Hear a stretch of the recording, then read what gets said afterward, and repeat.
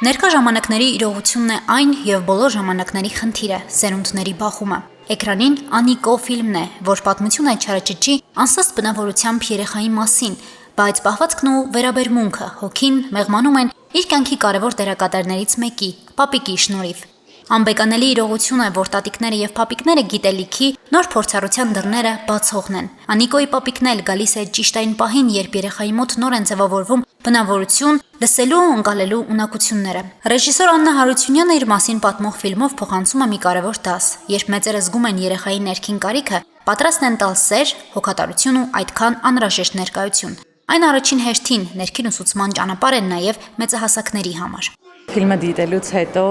պարզ կդառնա, թե այդ հասարակ, թվացյալ հասարակ հարաբերությունների խորքում ինչ էր թաքնված։ Առհասարակ գրականության հանդեպ սերն է այդ խորքայնությունը տալիս ֆիլմին, որը ինձ անցել է պապիկիս միջոցով։ Ես հիշում եմ, որ նա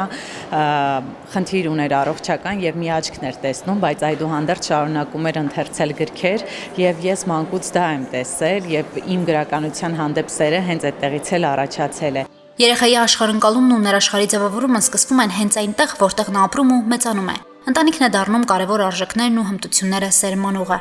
Մանկան բարոյահոգեբանական եւ ինտելեկտուալ ճիշտ զարգացումը անհնար է պատկերացնել առանց սիրո, վստահության եւ աջակցության մթնոլորտի։ Հենց այս ջերմ զգացողությունն ու կարևոր ուղերձն ունի ֆիլմը։ Երեխան կարողանում է տեսնել իր իրավունքների, իր ինքնագիտակցման, իր ինքնաճանաչողության մասին կարևոր դրվագներ, որը նպաստելու է, որպեսզի երեխան նաև իր մեջ փորձի այն ուժը գտնել, երբ որ ինքը իրեն զգում է ընկճված, անինքնավստահ։ Օրինակ, շատ դեպքերում, երբ երեխան ունենում է որևէ դժվարություն, լեզվական արատ, որևէ զգայական խնդիր, ասենք կուրություն կամ լսողական ապարատի խնդիր, հենաշարժողական խնդիրներ, նրան մշտապես պետք է մոտիվացնել, որ կյանքում ամեն բաց բան հնարավոր է լրացնել, եթե դու մենակ չես, եթե դու ուժեղ ես եւ եթե քո ինքնագիտակցման մեջ առկա է այդ կարևոր շեշտը՝ ես կարող եմ։ Արա, գիտես որ Քոյանը Թագավորյանն է եղել։ Չէ։ Ոչ չգիտես, Արամ Թագավորն այնքան հայտնի է եղել, որ ոչ Հայաստանը նրա անունով են կոչել, Արմենիա։ Մանկան մոտ անվտանգությունն ու ինքնագնահատականը գալիս են մեկ պարզ զգացումից՝ ես ընդունված եմ։ Երբ ընտանիքում տիրում է վստահության, հանդուրժողականության մթնոլորտ, երեխան սկսում է զարգանալ ոչ միայն բանական, այլև հուզական ինտելեկտով։ Իսկ երբ մեծահասակները բերում են իրենց չլուծված խնդիրները երեխայի աշխարհ, ծնվում են ներքին կոնֆլիկտներ։ Այս համատեքստում նույնքան կարևորվում է երեխա-դպրոց կապը։ Շատ հաճախ բուն խտրականության ծիլերը հենց այստեղից են առաջանում։ Ուսուցիչը պետք է կարողանա գտնի եւ ուշադրություն դարձնի աշակերտի այն տաղանդի վրա, որը խիստ զարգացած է նրա մոտ, եւ փորձի այդպես առաջ տանել եւ երբեք չսպանել, կլինի դա սպորտային տաղանդ, կլինի գրականության, բանասիրության հանդեպ հետաքրքրություն, այսինքն շատ կուզենամ, որ դպրոցային համակարգում երեխաների հանդեպ ուշադրությունը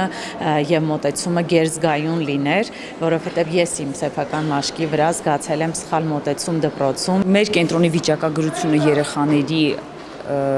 իրավունքների ոտնահարման տեսանկյունից պետք է փաստեն, որ առաջի տեղում երկար տարիներ մնում է անտեսումը։ Երեխան շատ հաճախ անտեսված է, չլսված է, երեխայի խոսքը տեղ հասնելու խնդիր ունի, որովհետև ինքը երեխա է, որովհետև կա կարծրատիպ, որ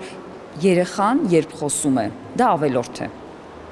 Երբ մեծերը խոսում են, երեխան պետք է լռի։ Ֆիլմը, որն արդեն հասցրել է նոմինացվել 9 միջազգային մրցույթ փառատոների լավագույն առաջին կարգերում, Գյումրիում ներկայացվեց որպես մի մասնային միջոցառումների շղթայի, որը նախաձեռնում է Ժեստ հոգեբանական կենտրոնը։ Իսկ հիմքում կարևոր առաքելություն է խթանել ներառական կրթության եւ հավասարության արժեքները նաեւ մեզանում։ Արդեն 5 տարին բոլորում է հոգեբանի հետ հաղորդաշար, որի շրջանակներում համագործակցում ենք Ժեստ հոգեբանական կենտրոնի հետ։ Եվ այս տարիների ընթացքում Ժեստի մասնագետները ակտիվ մասնակցություն են ունեցել մեր հաղորդմանը եւ մենք միասին հնարավորություն ենք ունեցել անդրադառնալու մարդու հոգեկան առողջությանը վերաբերող բազմաթիվ խնդիրների, որոնք հետաքրքիր են եղել հասարակության լայն շրջանակին։ Երեխաների ներուժի տեսանելիությունն ու արժևորումը պետք է լինեն օրախնդիր թեմաներ։ Այս նախաձեռնությունն առաջին հերթին ուղղված է հենց դահլիճում նստած փոքրիկներին, նրանց, ովքեր իրենց գտան Անիկոյի մեջ։ Այն դաս էր մեծին լսելու, նրանից սովորելու,